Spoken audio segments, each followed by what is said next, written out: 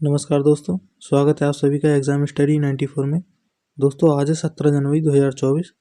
तो 17 जनवरी 2024 से संबंधित करंट अफेयर्स के जितने प्रश्न बनते हैं उन सभी को हम आज की इस क्लास में डिस्कस करेंगे तथा साथ साथ प्रश्नों से संबंधित महत्वपूर्ण फैक्ट्स को भी समझते चलेंगे।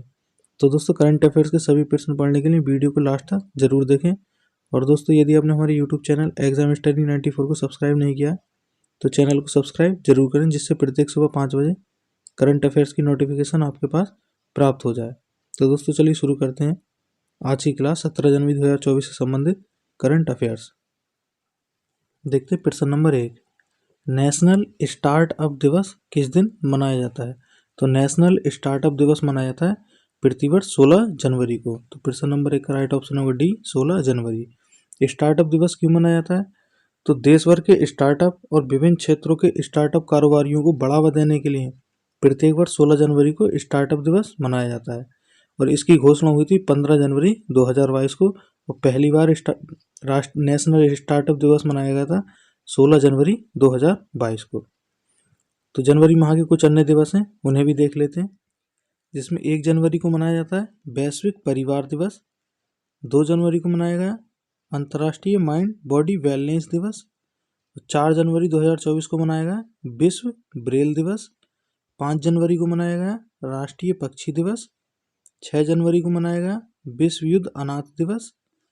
8 जनवरी को मनाया गया पृथ्वी घुमाव यानी कि पृथ्वी घूर्णन दिवस। 9 जनवरी को मनाया गया प्रवासी भारतीय दिवस। और 10 जनवरी 2024 को मनाया गया विश्व हिंदी दिवस। और 12 जनवरी 2024 को मनाया गया राष्ट्रीय युवा दिवस। और 15 जनवरी 2024 को मनाया गया भारतीय सेना दिवस। तो ये जनवरी माह के अब तक के महत्व। अगला देखते हैं प्रश्न नंबर 2, हाल ही में किसने मेघालय खेलों के 5वें संस्करण का उद्घाटन किया? तो मेघालय खेलों के 5वें संस्करण का उद्घाटन किया राष्ट्रपति द्रौपदी मुर्मू जी ने। तो प्रश्न नंबर 2 का राइट ऑप्शन होगा सी, राष्ट्रपति द्रौपदी मुर्मू। तो ये फोटो है राष्ट्रपति द्रौपदी मुर्मू जी की। तो ये राष्ट्रपति द्रौपदी मुर्मू जो है अपने भारत देश की पहली महिला आदिवासी राष्ट्रपति हैं। अगला देखते हैं प्रश्न नंबर 3, भारतीय नौसेना में नौसेना संचालन महानिदेशक किसे नियुक्त किया गया है? तो भारतीय नौसेना में नौसेना संचालक महानिदेशक नियुक्त किया गया है वाइस एडमिरल AN प्रमोद को।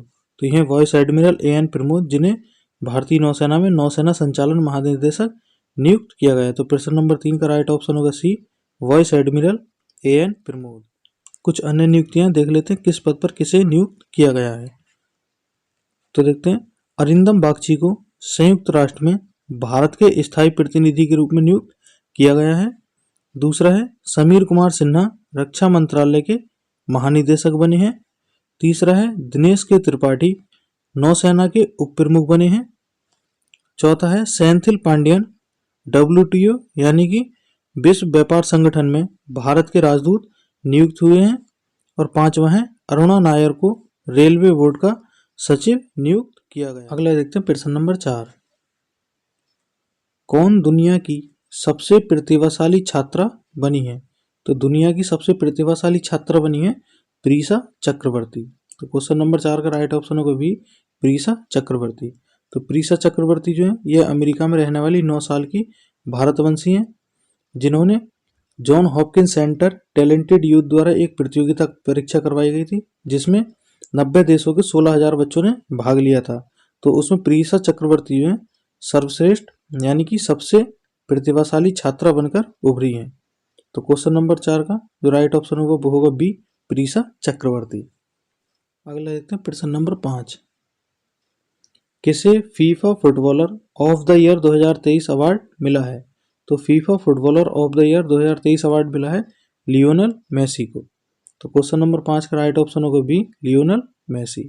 यह है लियोनेल मेसी जिन्हें FIFA footballer of the year 2023 से सम्मानित किया गया है। अगला देखते हैं प्रश्न नंबर 6,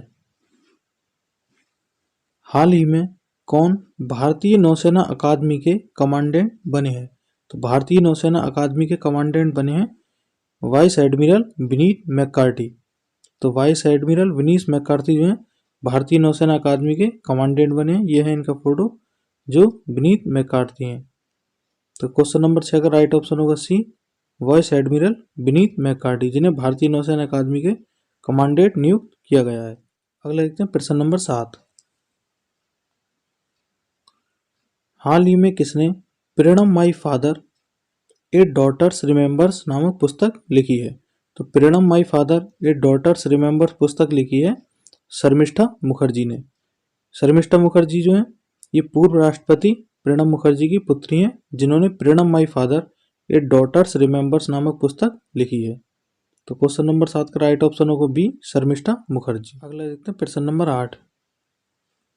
किसने मिस अमेरिका 2024 का खिताब जीता है? तो मिस अमेरिका 2024 का खिताब जीता है मेडिसन मार्स ने। यह है मेडिसन मार्स जो है अमेरिकी वायुसेना में लेफ्टिनेंट के पद पर तैनात हैं। इन्होंने ही मिस अमेरिका 2024 का खिताब जीता है। तो क्वेश्चन नंबर 8 का राइट ऑप्शन होगा बी, मेडिसन मार्स। अगला देखते हैं प्रश्न नंबर 9। हाल ही में कौन ग्वाटेमाला के नए राष्ट्रपति बने हैं? तो ग्वाटेमाला के नए राष्ट्रपति बने हैं वर्नांडो एरेवलो। यह है वर्नांडो एरेवलो जो ग्वाटेमाला के नए राष्ट्रपति बने हैं। हाल फिलहाल में कुछ अन्य देशों में राष्ट्रपति और प्रधानमंत्री बने हैं, उन्हें देख लेते हैं। जैसे क्रिस्टोफर लक्सन न्यूजीलैंड के प्रधानमंत्री बने हैं, और क्राउन प्रिंस फ्रेडरिक डेनमार्क के नए राजा बने हैं, और शेरिंग टोब्गे भूटान के नए प्रधानमंत्री बने हैं, और ग्रेवियल अटल फ्रांस के प्रधानमंत्री बने हैं। सबसे कम उम्र के फ्रांस के प्रधानमंत्री बने हैं ग्रेवियल अटल, और जेवियर माइली को अर्जेंटीना का राष्ट्रपति। अगला देखते हैं प्रश्न नंबर 10। कौन सा संगठन निपा वायरस के लिए प्रथम मानव टीके का परीक्षण कर रहा है? तो निपा वायरस के लिए प्रथम मानव टीके का परीक्षण कर रहा है ऑक्सफोर्ड वैक्सीन समूह। तो प्रश्न नंबर 10 का राइट ऑप्शन होगा सी, ऑक्सफोर्ड वैक्सीन समूह, जो निपा वायरस के लिए प्रथम मानव टीके का परीक्षण कर रहा है। अगला देखते हैं प्रश्न नंबर 11। हाल ही में किस राज्य में दुर्लभ तिब्बती भालू पाए गए हैं? तो दुर्लभ तिब्बती भालू पाए गए हैं सिक्किम राज्य में। प्रश्न नंबर 11 का राइट ऑप्शन होगा सी, सिक्किम राज्य। अगला देखते हैं प्रश्न नंबर 12। नीति आयोग की रिपोर्ट के अनुसार कौन सा राज्य गरीबी रेखा से बाहर आने में पहले स्थान पर है? तो गरीबी रेखा से बाहर आने में पहले स्थान पर है 5.94 करोड़ आबादी के साथ उत्तर प्रदेश। दूसरे स्थान पर है 3.77 करोड़ आबादी के साथ बिहार। तीसरे स्थान पर है 2.30 करोड़ आबादी के साथ मध्य प्रदेश, और चौथे स्थान पर है 1.87 करोड़ आबादी के साथ राजस्थान। तो उत्तर प्रदेश में 5.94 करोड़ की आबादी जो है गरीबी रेखा से बाहर आ चुकी है, और बिहार में 3.77 करोड़ की आबादी गरीबी रेखा से बाहर आ चुकी है, और मध्य प्रदेश में 2.30 करोड़ की आबादी गरीबी रेखा से बाहर आ चुकी है, और चौथे स्थान पर जो राजस्थान है उसमें 1.87 करोड़ की आबादी गरीबी रेखा से बाहर आ चुकी है। तो प्रश्न नंबर 12 का जो राइट ऑप्शन होगा वो होगा उत्तर प्रदेश। पहले स्थान पर उत्तर प्रदेश, दूसरे स्थान पर बिहार, तीसरे पर मध्य प्रदेश, और चौथे पर होगा राजस्थान। अगला देखते हैं प्रश्न नंबर 13। भारत और किस देश की नौसेना के बीच समुद्री अभ्यास एक्स अयुत्या आयोजित किया जा रहा है? तो थाईलैंड और भारत की नौसेना के बीच समुद्री अभ्यास एक्स अयुत्या आयोजित किया जा रहा है। तो क्वेश्चन नंबर 13 का राइट ऑप्शन होगा बी, थाईलैंड। अगला देखते हैं प्रश्न नंबर 14। भारत सरकार ने लिथियम की खोज और खनन के लिए किस देश से समझौता किया है? तो लिथियम की खोज और खनन के लिए भारत सरकार ने समझौता किया है अर्जेंटीना से। प्रश्न नंबर 14 का राइट ऑप्शन होगा बी, अर्जेंटीना। तो कुछ पॉइंट देख लेते हैं। भारत में जम्मू कश्मीर के रियासी जिले में लिथियम के भंडार मिले हैं, और भारतीय भूवैज्ञानिकों के अनुसार लिथियम भंडार लगभग 59 लाख टन है। तो जो जम्मू कश्मीर के रियासी जिले में लिथियम भंडार है उसका वो है 59 लाख टन। इसका प्रयोग जो है यानी कि लिथियम का प्रयोग लिथियम आयन बैटरी बनाने में किया जाता है। अगला देखते हैं क्वेश्चन नंबर 15। हाल ही में किस राज्य में 76वीं धनु यात्रा शुरू हुई है? तो 76वीं धनु यात्रा किस राज्य में शुरू हुई है? वो हुई है ओडिशा में। तो प्रश्न नंबर 15 का राइट ऑप्शन होगा सी, ओडिशा। तो ये धनु यात्रा क्या होती है? तो ये महोत्सव कृष्ण लीला पर आधारित होता है और इसमें कृष्ण और उनके मामा कंस की पौराणिक कहानियां दिखाई जाती हैं। तो दोस्तों आज की हमारी क्लास में सभी 15 प्रश्नों का संग्रह था।